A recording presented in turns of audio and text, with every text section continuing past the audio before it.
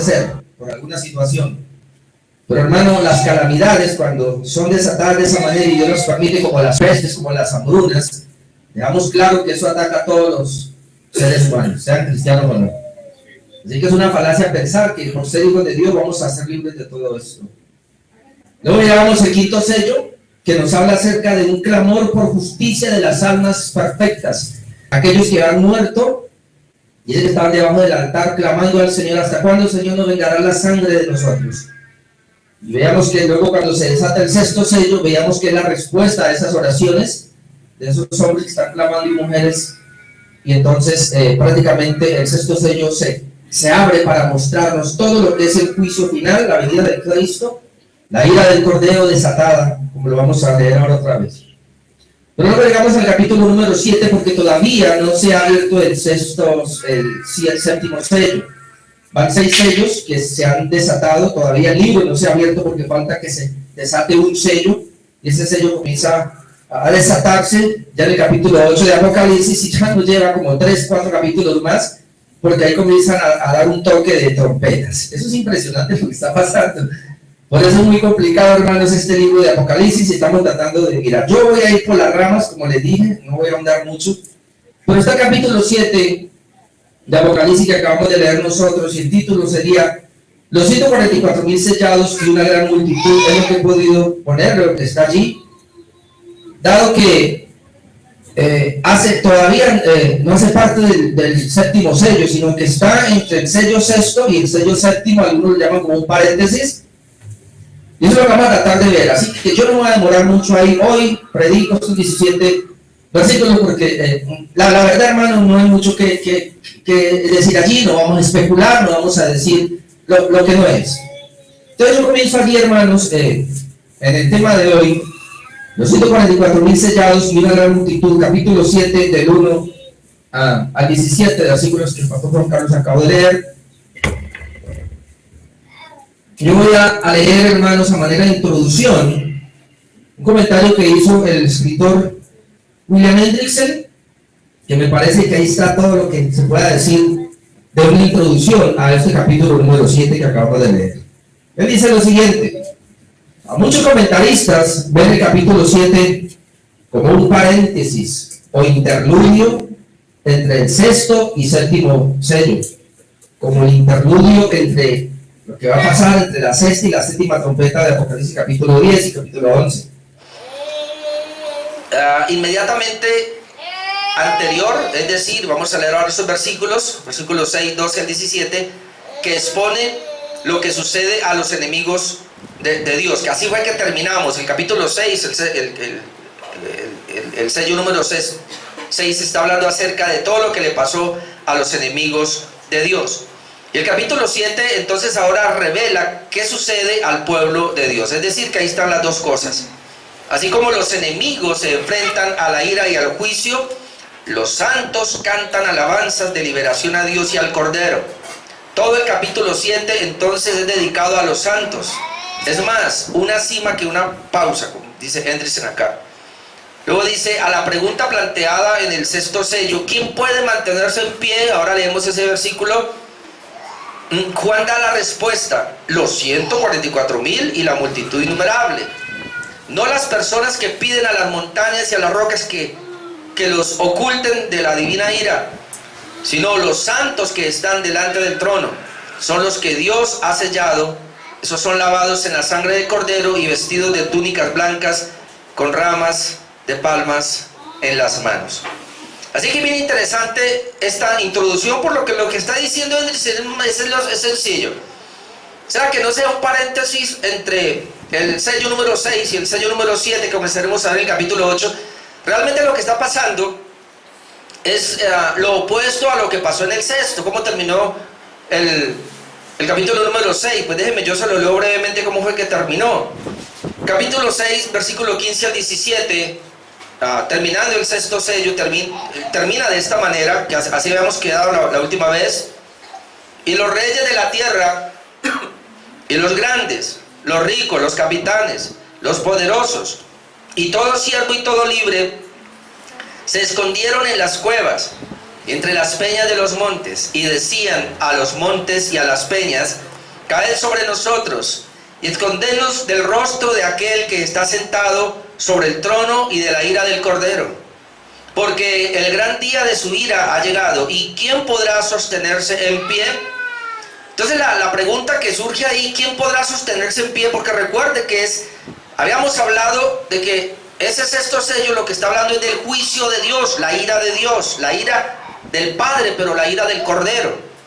Está hablando de la segunda venida de Cristo frente a todos los impíos, frente a todos los inconversos, todas aquellas personas que durante toda la vida se les predicó el Evangelio pero nunca respondieron. O lo más triste, personas que estuvieron dentro de una iglesia pero nunca fueron convertidos. Jamás fueron convertidos. Ellos fueron religiosos, pero no fueron convertidos. Entonces estas personas, la ira de Dios va a venir sobre ellos. Y eso es lo que está planteando el sexto sello, la última parte. Entonces, pareciera que el capítulo 7 ahora lo que quiere es cambiar de escenario y dejar a estos impíos allí y trasladarnos a ver ahora a los salvos, al pueblo de Dios. Y eso es lo que Él va a hacer. Y yo estoy muy de acuerdo con lo que Él dice, y por eso lo vamos a ver de dos maneras. Y vamos a tener esos dos pensamientos de la iglesia, como oraba ahora. Los teólogos han dicho que la iglesia es militante, pero la iglesia también es triunfante. Es decir, uno puede encontrar siempre en toda la historia de la humanidad una iglesia que milita y una iglesia que triunfa. Entonces, en ese sentido, nosotros vamos a mirar a una iglesia militante representada por los 144,000 sellados, versículo 1 al 8, y luego miraremos la iglesia triunfante, versículos 9 al 17. En ese sentido es que vamos entonces a mirar. Es decir, antes de que se abra el último sello para poder ahora sí mirar el rollo total o el libro, Juan puede ver a la iglesia del Señor, hermano. Y yo me emociono mucho con esto, porque lo que vamos a hablar ahora es de la iglesia del Señor, sea la iglesia en la tierra o sea la iglesia en el cielo. Pero esa es la iglesia del Señor, y así es que Él la plantea. Entonces en el versículo 1 vamos a ver que lo primero que vemos aquí son 4 ángeles que están listos para hacer daño. Y eso es bien impresionante.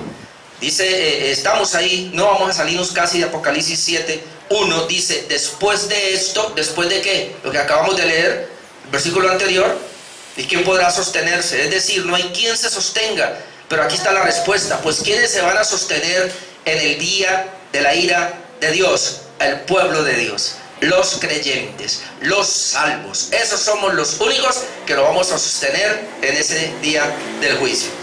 Por eso ahora nos envía a ello. Después de esto vi 4 ángeles en pie sobre los 4 ángulos de la tierra. Yo no voy a hablar si la tierra es plana o redonda, eso lo dejo, no importa. Pero Juan está escribiendo de la manera como ellos veían. 4 ángulos, sobre los 4 ángulos de la tierra había 4 ángeles allí que estaban haciendo. Ellos estaban deteniendo los 4 vientos de la tierra. Esos vientos son emisarios de Dios que son enviados para destrucción. Recuerden que aquí se está hablando de esos caballos que comenzaron a destruir la tierra, pero esos ángeles están allí y de alguna manera son los que van a permitir que esos vientos vayan o los pueden detener. Dice que ellos detenían allí los 4 vientos de la tierra para que no soplase viento alguno sobre la tierra, ni sobre el mar, ni sobre ningún árbol. Es decir, Dios les permite a ellos, y aunque vienen los vientos fuertes, ellos deciden si van o no van. Bien interesante entonces allí lo que está pasando, porque el número 4 pues nos está hablando de la globalidad, en este caso de todo lo que es la tierra. Es decir, estos 4 ángeles, hermanos, están listos para permitir la destrucción de la tierra, más o menos es la idea. Luego vemos versículos 2 a 3, que hay un ángel que aparece ahora, pero ese ángel es bien especial. Dice que trae el sello de Dios.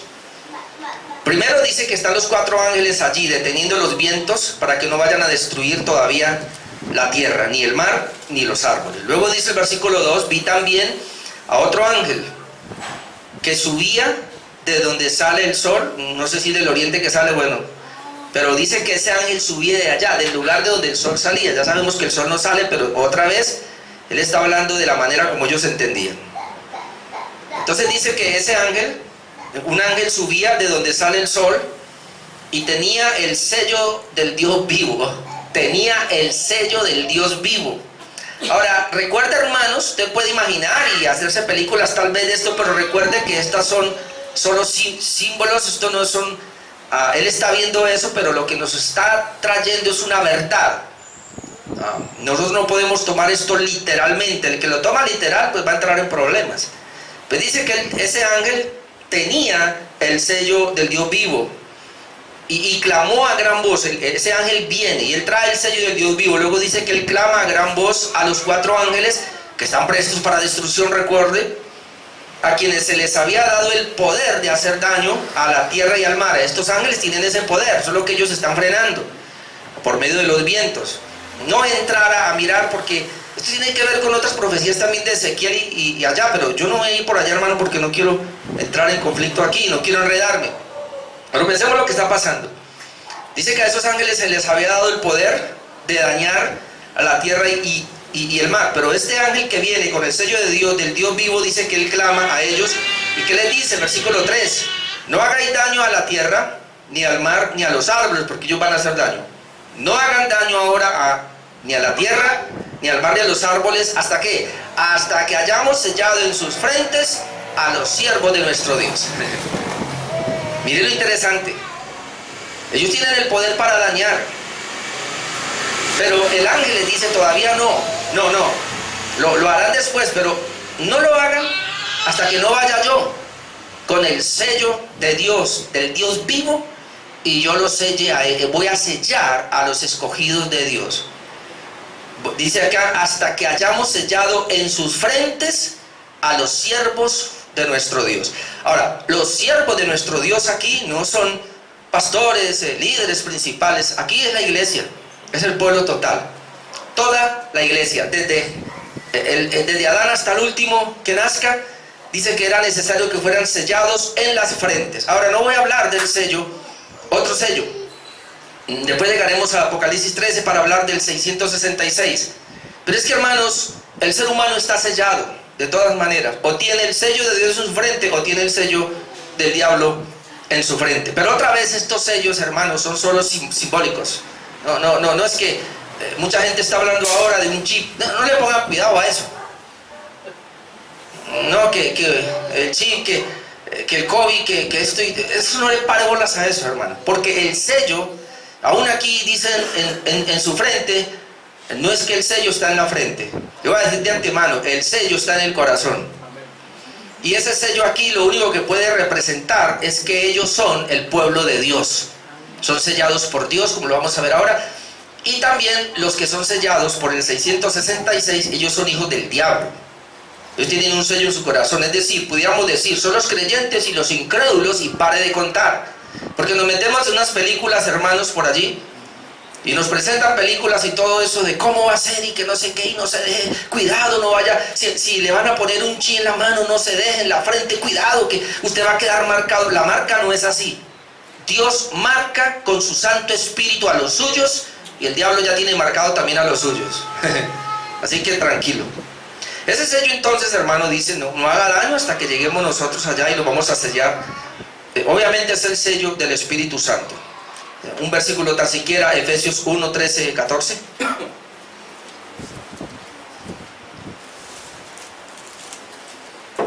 Es interesante, pero ese sello aparece en el Antiguo Pacto, en todo. Siempre, ¿y cómo lo sabemos? Ahora que estuvimos en la finca de mi cuñado, él tenía unas vacas por allá y fuimos a mirar. Y es interesante porque ellos, lo mismo que cuando era niño hasta la edad de 10 años, yo estuve en una finca ganadera. Yo cuando tenía 4, 5, 6, 7 años, yo ordeñaba las vacas. Así que yo sabía lo que mi papá hacía. Él cogía un hierro y lo calentaba. No recuerdo si era J, mi mamá sabrá el nombre del dueño de la finca, mi papá lo administraba. Entonces mi papá lo que hacía era que tan pronto nacían unos terneritos, ya las terneras y todo, entonces él venía y las traía y calentaba ese hierro, lo ponía rojo y en la nalga. Y ahí estaba. Ahora, ¿qué pasaba? Muchas veces esas vacas se perdían, entonces íbamos a buscarlas y estaban por ahí en nuestros corrales, digámoslo de esa manera. O el dueño de esa finca decía, uy, esta vaca, ¿dónde vendrá? Ah, tiene la J y no sé qué del dueño. Bueno, digo J1, no sé si sería J, pero bueno, como sea. Entonces, el sello, hermanos, marca varias cosas. Por lo menos lo primero que marcaría aquí es la propiedad. Ese sello está sellado porque ese ser o eso que se selló le pertenece a alguien. Ese sello también implica protección.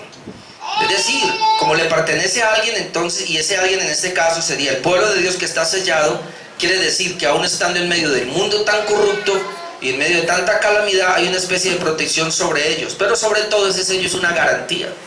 Es una garantía, hermanos, de que realmente somos el pueblo de Dios y que vamos a la eternidad. Es decir, garantía y que cuando viene el Señor por segunda vez y se va a manifestar la ira de Dios, como lo hemos visto terminando el sello número 6, nosotros, el pueblo de Dios, por tener el sello, va a estar exento. Y eso es lo que va a marcar. Efesios 1, 13, 14 dice, en él, también vosotros, habiendo oído la palabra de verdad. Estos vosotros aquí se refiere a la iglesia. Dice que la iglesia oyó la palabra de verdad. Es muy interesante porque si es palabra de mentira, si es ese evangelio aguado que predican hoy día, no tiene sentido. Si es el evangelio de la prosperidad o el evangelio de éxito, eso no es. La palabra de verdad es el evangelio correcto.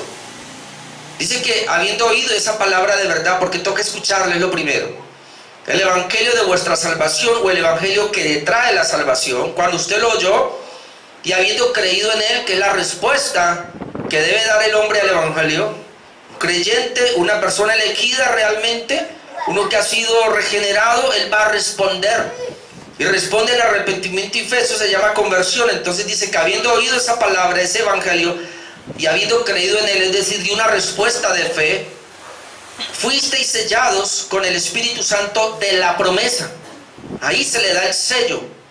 ¿Y qué pasa con ese sello? Es las arras o es la garantía de nuestra herencia hasta la redención de la posesión adquirida para la alabanza de su gloria. Es decir, esta gente que ha sido sellada con el Espíritu Santo ahora es propiedad de Dios, le pertenece a Dios, y aún aunque esté en medio de un mundo tan cruel y tan impío, y aunque mueran en medio de esas circunstancias, ellos no van a recibir al final la ira de Dios. Ellos serán libres de la ira de Dios. Eso es lo que está planteando ahí, por lo menos esa parte del sello, y por eso es que lo sella.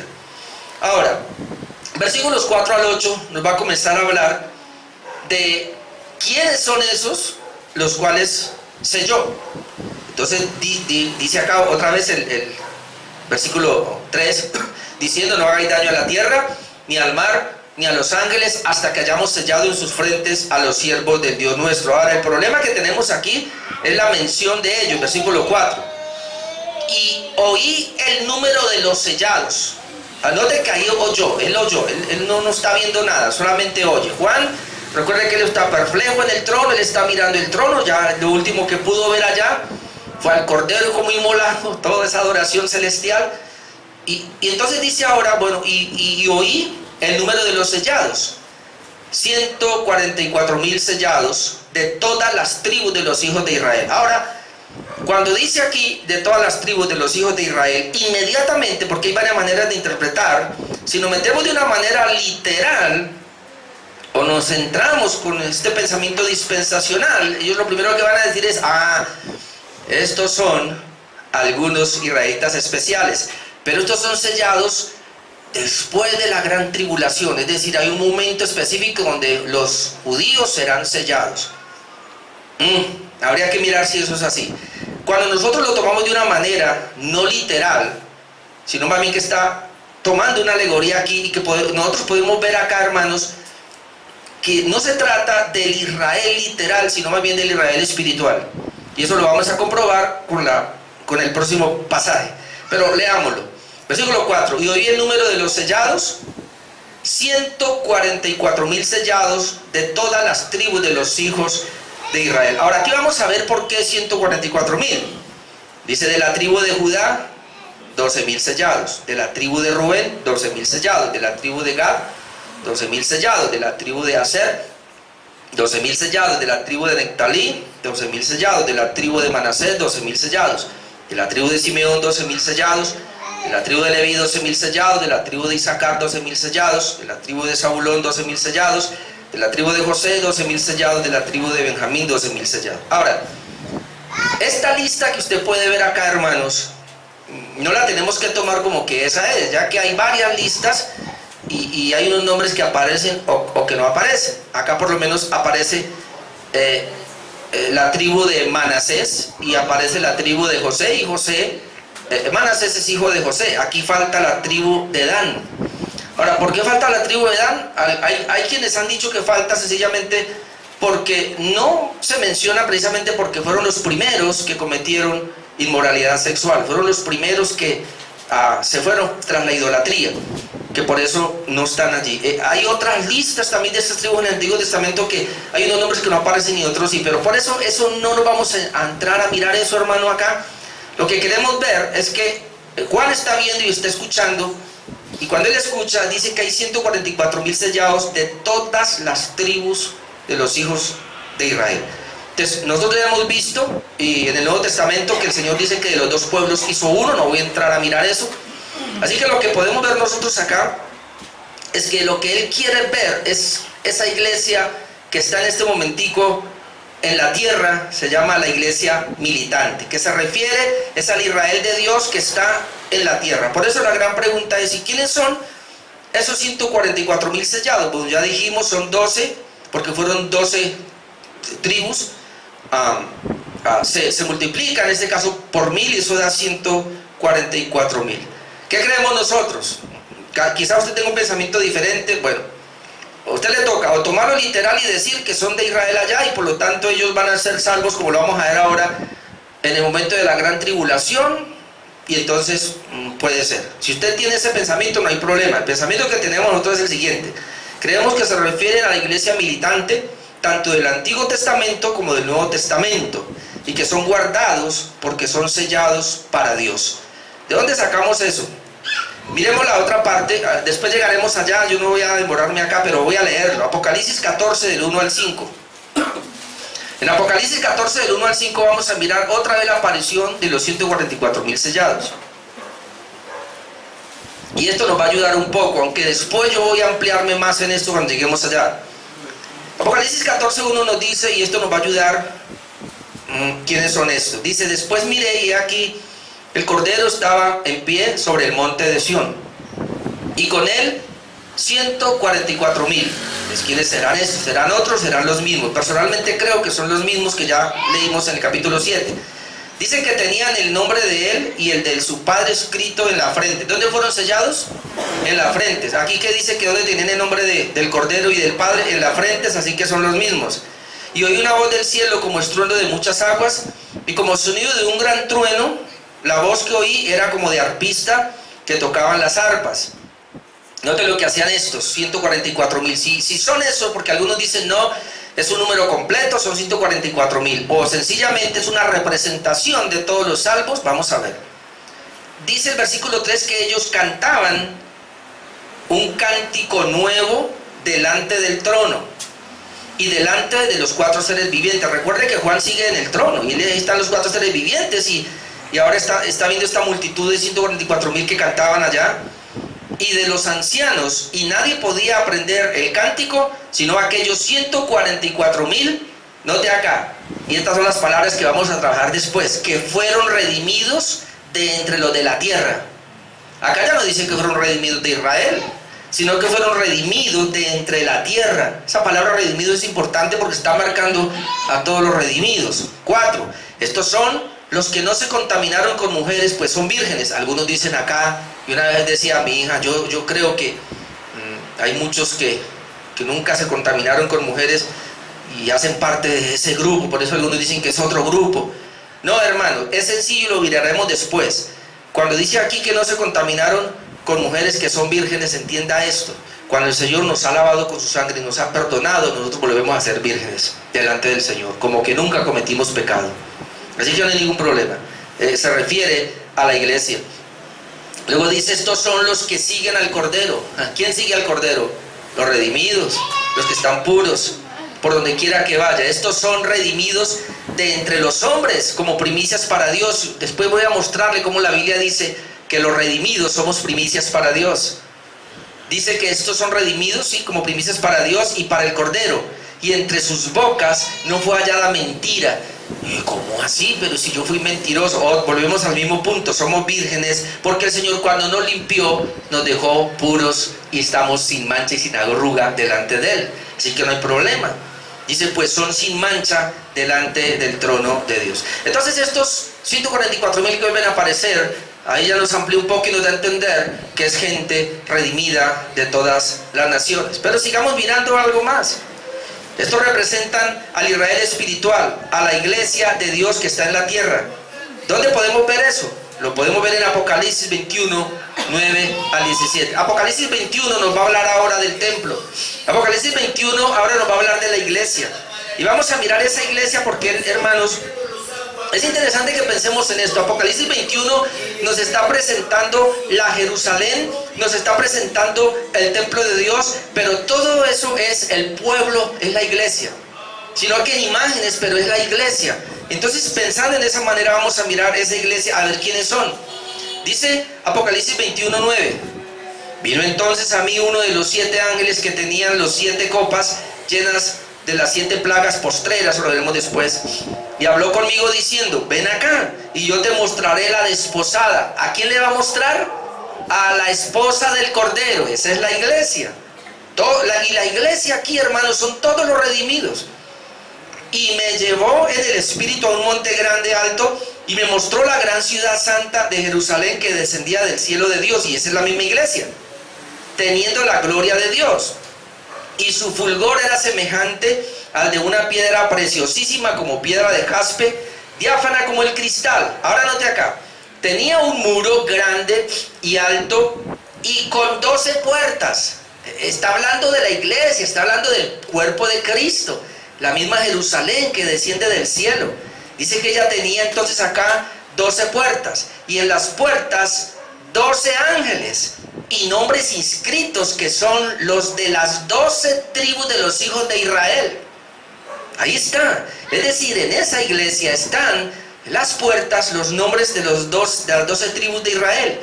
Al oriente 3 puertas, al norte 3 puertas, al sur 3 puertas, al occidente 3 puertas. Ahora note, y el muro de la ciudad tenía 12 cimientos. Ahora note acá. Y sobre ellos los 12 nombres de los 12 apóstoles del Cordero. Ahí están los 12 cimientos. Te multiplica 12 por 12 y le da 144. Y le suma el 1000, que es el número completo. Y ahí está entonces todo lo que implica. El 1000, hermanos, y es interesante, es algo incontable. El 1000, uno cuando no suenan como 1000, es decir, es mucha gente. A eso nos referimos. Entonces, por eso 12 tribus, 12 apóstoles se multiplica, son 144, y cuando se le pone el 1000 para que sean 144,000, no está hablando de un número allí exacto, sino que está diciendo son como 144,000, es decir, son demasiados, son muchos, son incontables. Así que ese número 144,000 no es como los testigos de Jehová, que cuando eran poquitos decían que ellos eran, cuando llegaron y pasaron el número dijeron que no, que ahora son un grupo especial y que los demás tienen que estar bajo uno de ellos. Es decir, ellos van arreglando todo porque no van a poder. No, hermanos, el número 144,000 nos está hablando de un número incontable, que no se puede contar. Pero ahí ya estamos viendo de dónde sale ese número, de los 12 tribus y de los 12 apóstoles. De hecho, el número 12 es un número compacto que nos habla de un gobierno, el gobierno de Dios acá. Y luego sigue diciendo el 15, el que hablaba conmigo tenía una caña de medir de oro por medir la ciudad, sus puertas y sus muros. La ciudad se hallaba establecida en cuadro y su longitud es igual a su anchura. Y él midió la ciudad con la caña 12,000 estadios. La longitud de la altura y la anchura de ella son iguales. Y midió su muro 144 codos de medida de hombre, la cual es de ángel. Es decir, entonces aquí estamos viendo, hermanos, que ese número de 144,000 nos está hablando de todos los redimidos. Pero Juan, como dice Coyo, está hablando de esos redimidos que están en la tierra todavía, porque ellos todavía no han pasado la gran tribulación, o más adelante vamos a ver que salieron de la gran tribulación y vamos para allá. Ahora vamos a pasar a la gran multitud.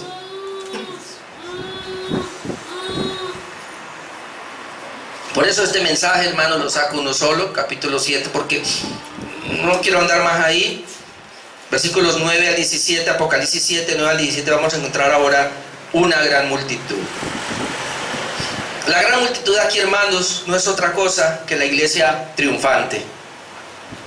Cuando veamos los 144,000 sellados, y como más adelante vemos que ellos tienen que atravesar o pasar la gran tribulación, indicando aún todavía hasta el último, cuando ya venga Cristo, ahí se acaba. Entonces se cree que esa habla de la iglesia militante. Pero ahora vamos a mirar la iglesia triunfante, que es una gran multitud. Y esta semana he estado un poco no preocupado, pero sí pensativo. Hubo un gran siervo de Dios, hermano, que conocimos nosotros y que pasó a la presencia del Señor. Y él, después de pasar por la iglesia militante, y fue impresionante, y los sufrimientos que él tuvo, porque él veía el testimonio del hijo cuando lo enterraban el viernes, y él decía que por 32 años él estuvo con una cuadraplegia, porque nosotros lo conocimos bien. No sé si el pastor Juan Carlos se acuerda, Jairo Pulgarín, y ya siendo pastor y todo, y él tenía dos hijos, y de repente en una piscina se le dañó acá esto, no sabemos cómo fue, quedó cuadrapléjico, pero aún así por 32 años sí fue pastor, y él pasó las verdes y las maduras en ese ministerio, pero sirvió al Señor. Entonces yo pensaba, y ahora él, después de estar en la iglesia militante, pasó a la iglesia triunfante. Y eso lo vamos a ver ahora, hermanos, porque esa es la gran esperanza que tenemos nosotros. Vamos a esa gran multitud, versículo 9 al 10, Apocalipsis 7, versículo 9 al 10, vemos una gran multitud que es incontable. Dice: después de esto miré, es decir, ya había mirado había oído el número de los 144,000, ahora está mirando. Después de esto miré, y aquí una gran multitud, y con eso entendemos que no se puede contar, la cual nadie podía contar. Ahora, note esta gran multitud de dónde viene. Hay quienes dicen que son los mismos 144,000. Son los mismos, solo que ahora los está mostrando en el cielo. Los mostró primero en la tierra y ahora los va a mostrar en el cielo. Dice que no se podían contar. ¿Y de dónde vienen? De todas las naciones y tribus y pueblos. Ahí nos dice que son de Israel, y de lenguas, que estaban delante del trono y en la presencia del Cordero, vestidos de ropas blancas. Ya hablamos de qué ropas blancas. ¿Qué significa eso? Con palmas en las manos, y clamaban a gran voz diciendo: la salvación pertenece a nuestro Dios, que está sentado en el trono, y al Cordero. Ahora, ¿quiénes son estos entonces aquí? Dice que es una gran multitud, y si dice que de todas las naciones, no es otra cosa que el cumplimiento de la profecía que Dios le dio a Abraham en Génesis capítulo 2: en tu simiente serán benditas todas las familias de la tierra. Y entonces esa multitud está saliendo de todas las familias de la tierra. No es otra cosa el cumplimiento de la gran comisión que el Señor Jesús le dio a la iglesia: por tanto, ir y hacer discípulos a todas las naciones. Y hemos visto en Hechos, comenzando desde Jerusalén, Judea, Samaria y hasta lo último de la tierra. Así que lo que Juan está viendo ahora es el cumplimiento, hermanos, de estas profecías, tanto del Antiguo Testamento como del Nuevo, que se están llevando a cabo en el cielo. Dice que él ve a esta multitud, están delante del trono, están en la presencia del Cordero, están vestidos de ropas blancas.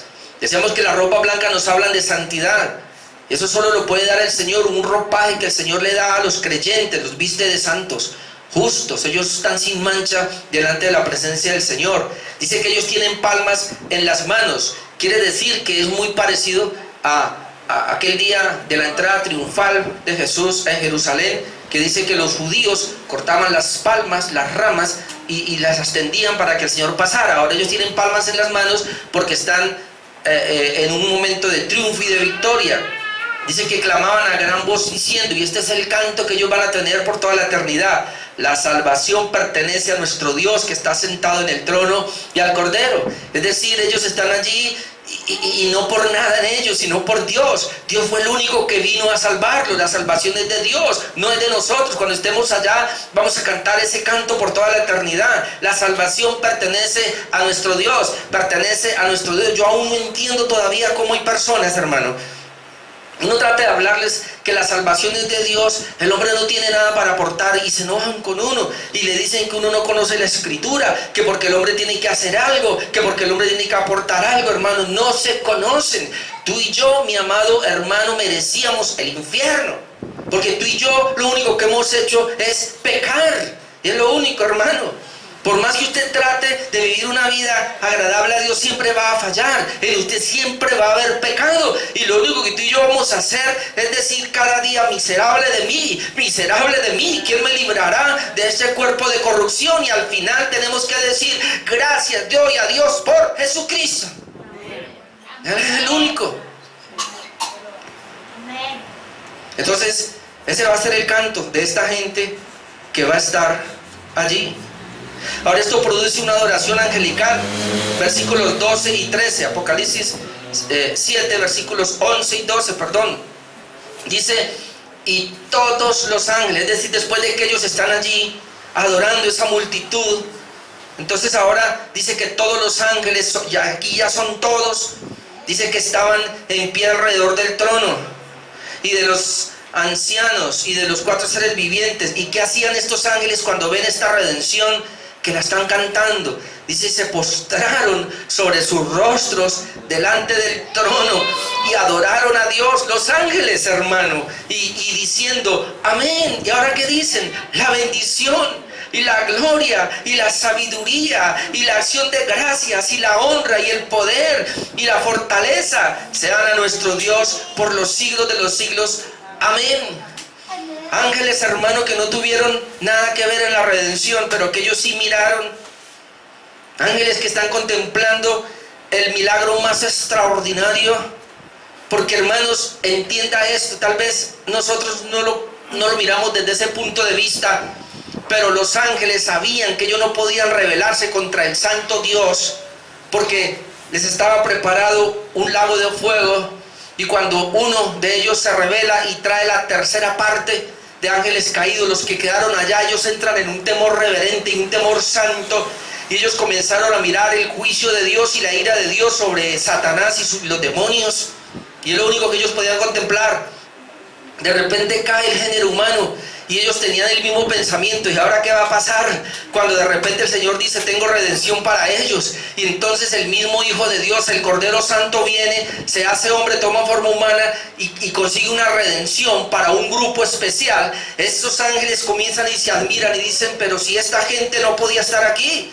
Esta gente había quebrantado la santidad de Dios. Esta gente se había rebelado contra el mismo ser santo. ¿Cómo es posible que ahora ellos estén aquí alrededor de nosotros adorando? ¡Qué redención tan grande! Esto solamente merece que nos postremos ante ese Señor y adoremos a ese Cordero que vino a salvarlos. Ellos, igual que los demás ángeles que cayeron, debieron ir al infierno, pero están aquí por algo que nosotros estamos asombrados, y es viendo la gracia de Dios, la misericordia de Dios y el amor de Dios extendido hacia esa multitud que no lo merecía. Tú y yo por toda la eternidad vamos a tener que cantar y decir: Señor, al que está sentado en el trono y al Cordero sea la adoración y la alabanza. Porque lo único que yo merecía era estar en el infierno por toda la eternidad, porque había ofendido el carácter santo de Dios, porque me rebelé contra su santa palabra. Y por eso estos ángeles ahora se postran y adoran. Y no podemos quedarnos. Ellos dicen: adoramos a este ser. Se postran. La palabra postración es que se rinden, hermano, se doblan ante el Señor. Y tienen ese canto: la bendición, la gloria, la sabiduría, la acción de gracias, la honra, el poder, la fortaleza, se dan a nuestro Dios por los siglos de los siglos. Amén. Hermano, ¿sabe? La adoración tiene que ser genuina, tiene que ser sincera, tiene que nacer del corazón. Cuando uno comienza a mirar quién es ese Dios y lo que ha hecho por nosotros, no vaya a pensar que vamos a cantar coritos repetidos allá. Algunos llegan y otra vez ese canto. No, hermano, así lo sepa de memoria, mi amado hermano, tiene que salir de lo más hondo del corazón, como si fuera la primera vez que le canto a mi Rey, porque Él es mi Salvador. Luego vemos que esa gran multitud son los redimidos en todos los tiempos. Versículos 13 al 14.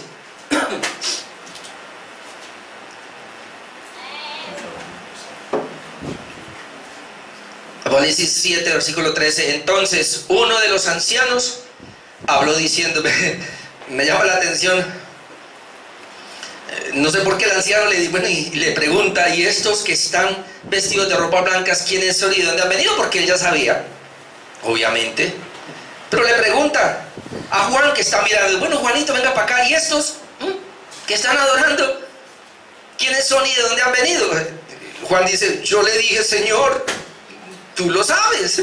¿Por qué me pregunta a mí? Yo no lo sé. Tú lo sabes. Entonces él le dice, estos son los que han salido de la gran tribulación y han lavado sus ropas y las han emblanquecido en la sangre del Cordero. ¿Ah? ¿Quiénes son estos? Es la misma iglesia militante, porque aquí dice, estos son los que han salido de la gran tribulación. Aquí hay varias cosas, brevemente le digo nomás, que quienes creen en el rapto, hay unos que creen que será antes de la tribulación, otros que un periodo de tribulación de 3 años y medio, entonces el rapto, obviamente tendrían que decir aquí que el rapto tendría que ser después de la gran tribulación, porque no puede decir que haya un rapto y que luego haya otra gente que sale de la gran tribulación. No, es complicado aquí. Entonces los que creen en la gran tribulación, que es un momento especial al final, ¿no? Donde no va a haber tribulación, porque sí hubo tribulaciones, pero una gran nunca como esa. Entonces, esta gente pasa por ahí. Entonces, ¿quiénes son esos? Dice que estos son los que han salido de la gran tribulación. Note que estamos viendo que están adorando y están diciendo que la salvación pertenece al Señor. ¿Quiénes son esos? Pregunta a Juan. Juan no sabe. El anciano le dice, estos son los que han salido de la gran tribulación. Entonces el punto aquí es, ¿qué es la gran tribulación? Si la gran tribulación literal, como algunos lo dicen, entonces quiere decir que se refiere solamente a un grupo especial y no a toda la iglesia. Y entonces estaríamos de acuerdo con algunos que dicen que esos son los 144.000 sellados, entonces que son judíos, que son los mismos judíos que me atraen. Pero como nosotros no creemos así, nosotros creemos, hermanos, lo siguiente. Lo que creemos nosotros es que cuando habla aquí de la gran tribulación, lo que se está, digamos, tejiendo es que la iglesia siempre ha tenido tribulaciones diversas, pero al hablar de la gran tribulación está tomando todo el paquete en general. Eso es lo que creemos. Entonces, ¿quiénes son estos los que han salido de la gran tribulación, desde el primer creyente hasta el último creyente que atravesó todo tipo de tribulaciones, pero salió?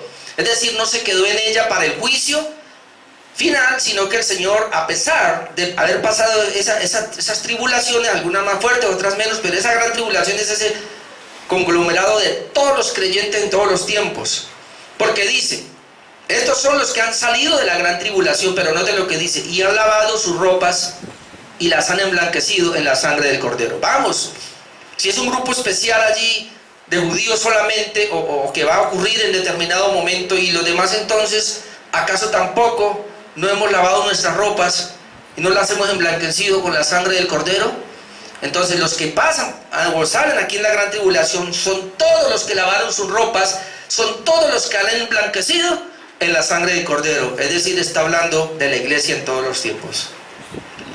Nosotros creemos así, hermanos, nosotros no creemos que que va a haber un tiempo de gran tribulación y que luego hay un rapto. No, nosotros creemos, hermanos, que cuando el Señor viene. Y no creemos en un rapto, creemos en el arrebatamiento, que es diferente, como yo lo he explicado acá. Porque el rapto que se enseña por ahí es que el Señor va a venir en las nubes, a escondidas, y que la gente desaparecerá y que se van y que quedan otros aquí. Y que luego, después de 7 años, ya ahora sí aparece el Señor otra vez. ¿Cuántas venidas son? El Señor dijo que la venida era una sola. Creemos en el arrebatamiento. ¿Qué es eso? Que si el Señor viene ahoritica, somos raptados o arrebatados a encontrarnos con el Señor en el aire, y luego entramos con Él en una entrada triunfal a la tierra, a establecer el reino, el trono del Señor, a juzgar a los vivos y a los muertos, porque está establecido para los hombres que mueren una sola vez, y después de esto el juicio pare de contar. Así que esto es que hace de la gran tribulación. No es que va a haber una gran tribulación en un momento dado, sino que la iglesia siempre ha pasado por momentos de gran tribulación, y ellos han salido de eso. ¿Y cómo lo hicieron? Lavando sus ropas con la sangre del Cordero. Así que este es el cumplimiento de las promesas dadas alrededor de toda la Biblia. Versículos 15 al 17, entonces ahora nos habla de esas promesas a esta gente que pasó. Y aquí es donde vamos a ver esa gran tribulación, hermanos. Yo quiero que nos centremos aquí, versículos 15 al 17, ya para ir terminando. Porque dice que estos que han lavado sus ropas y las han emblanquecido en la sangre del Cordero, dice que por eso, verso 15, por esa razón, porque fueron lavados, por esa razón están delante del trono de Dios. Por esa razón les sirven de día y de noche en su templo. Y otra vez vamos a Apocalipsis 21, que lo hemos leído. Es la iglesia del Señor. Y el que está sentado sobre el trono extenderá su tabernáculo sobre ellos. Porque ellos, recuerden, salieron de la gran tribulación. Y aquí viene, hermanos. Mire la tribulación tan tremenda de la cual salieron. Ya no tendrán hambre ni sed. Muchos de estos tuvieron hambre, tuvieron sed. Dice que el sol no caerá más sobre ellos. Muchos de estos hermanos pasaron momentos terribles por el sol, ni calor alguno. Ya va a caer sobre ellos. Porque el Cordero que está en medio del trono los pastoreará. Esta es la gran promesa que todo el antiguo pacto lo ha tenido, que Dios iba a enviar un gran pastor. Él iba a levantar a un pastor como David. Y dice que aquí los iba a pastorear. Dice que Él va a extender el trono y los va a pastorear y los va a guiar a fuentes de agua de vida. Porque muchas veces ellos atravesaron todo esto. Y Dios enjugará toda lágrima de los ojos de ellos. Dios va a enjugar o a secar toda lágrima, o ya no la va a permitir más dolor de las lágrimas de ellos por los sufrimientos en todas las circunstancias habidas que estuvieron aquí. Los hijos de Dios, hermanos, hemos atravesado diferentes tribulaciones, diferentes situaciones, sean físicas, sean espirituales, sean como sea, y muchos han muerto precisamente por estas dificultades. ¿Acaso cuando usted tiene un problema o padecemos, hermano, y sabemos que es por causa del pecado a nivel general, pero también muchas veces padecemos por causa del mismo evangelio, por causa del mismo Cristo? ¿Acaso nosotros estamos anhelando un consuelo? Dice que va a haber ese consuelo allá. Entonces ya nos está hablando de esa gloria donde el Señor va a venir y tiene a todo su pueblo, tiene toda su iglesia, y ellos van a entrar lo que se conoce como la iglesia triunfante, entrarán en la gloria. Yo quiero terminar con esto, hermanos. Lo que vemos allí no es otra cosa que el cumplimiento de muchas profecías, pero sobre todo del Salmo 23. Así que yo termino ahora con el Salmo número 23. Pero entienda esto, hermanos. Entonces, lo que en el capítulo 7 nos está mostrando precisamente es a esa iglesia. La muestra primeramente como 144,000 que están aquí y van a padecer. Luego vemos que salen por esa gran tribulación, pero ahora presenta a los que entran a la gloria. Porque, hermano, usted y yo sufrimos. Usted lo sabe, no sé si le esté pasando, pero vengo ya casi 10, 12 días, un malestar en mi cuerpo que no se me va. Y uno padece y uno dice, Señor, ¿qué es eso? Me tocó estar tomando esto para poder sostenerme, porque hasta tembloroso estoy. Es impresionante, y a mi esposa también, y a mis hijas también las cogió, por eso están por allá. O sea, y no solamente eso, pasa otro tipo de situaciones. Usted no sabe lo que nosotros hemos vivido por causa del evangelio a nivel económico también. Hemos padecido demasiado.